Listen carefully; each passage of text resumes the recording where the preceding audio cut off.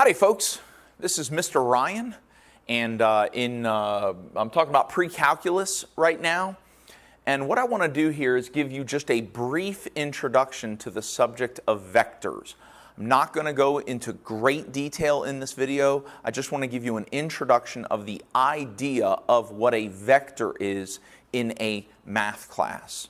Now, vectors in general, the idea of a vector is a mathematical constant that has both direction and magnitude. Now that's a quote from Despicable Me, from the character Vector.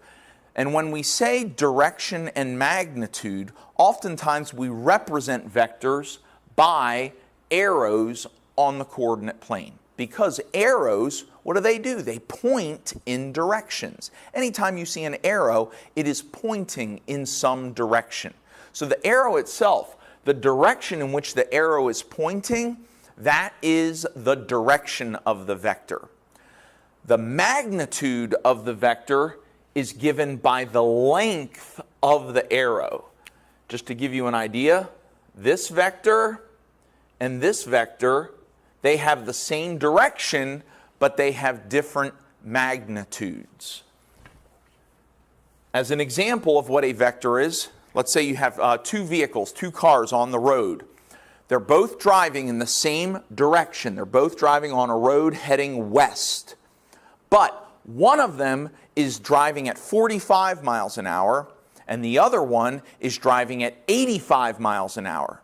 So the one that's driving at 85 miles an hour is faster, right? It has a higher speed. The magnitude of its speed is greater than the magnitude of the one that's going 45 miles an hour. But they're both going in the same direction. So they do not have the same vector. Even though they have the same direction, they don't have the same magnitude. If you had two cars both driving west, and they were both driving at 50 miles an hour, they would have the same vector. Even if they weren't in the same place. If one of the cars was 3 miles ahead of the other car, but both cars were driving in exactly the same direction, at exactly the same speed, those two cars, regardless of where they are, they have the same vector, okay? They both have the same speed and the same direction. You might have on the highway, one vehicle is driving south and another vehicle is driving north. They have different directions. Let's say one of them is driving south at 65 miles an hour and the other one is driving north at 65 miles an hour. They have the same magnitude, but not the same direction. Therefore, they have different vectors, okay? So this arrow right here is pointing in a particular direction, and it has a certain length, and the length is its magnitude. So what I'm going to show you is how to identify the magnitude of a vector and how also to represent the vector on a coordinate plane.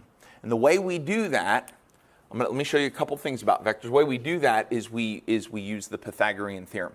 First thing I want to show you is one of the ways that we write vectors. We represent vectors by letters. We might use a capital letter or a lowercase letter.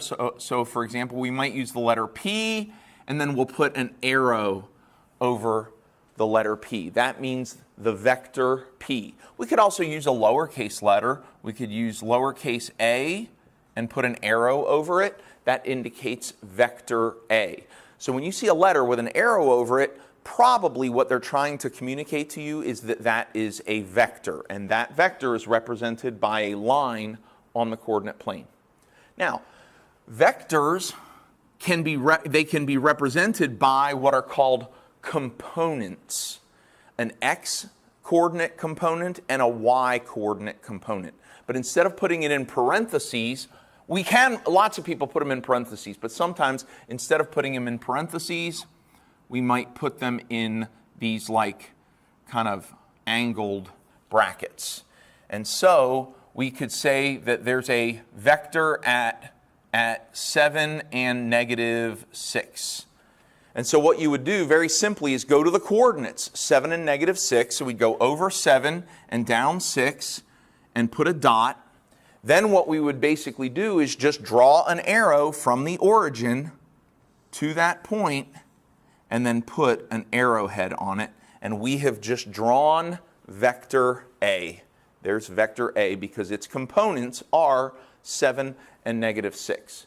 So the way we represent vectors on a coordinate plane is by coordinates, but we put these little angle things around them. But not everybody does that. Some people use the parentheses. So these are the components of vector A.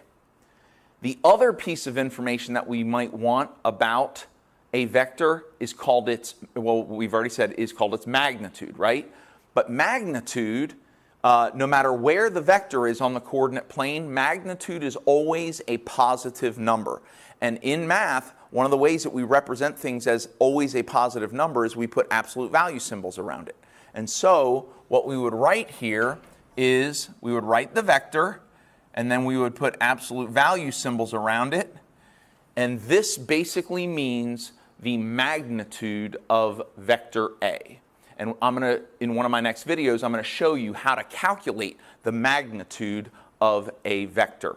So that's all I wanted to show you today in this introduction to vectors, is I wanted to show you basically what a vector looks like on the coordinate plane, how you can write the components of the vector, and how you can write the magnitude of a vector.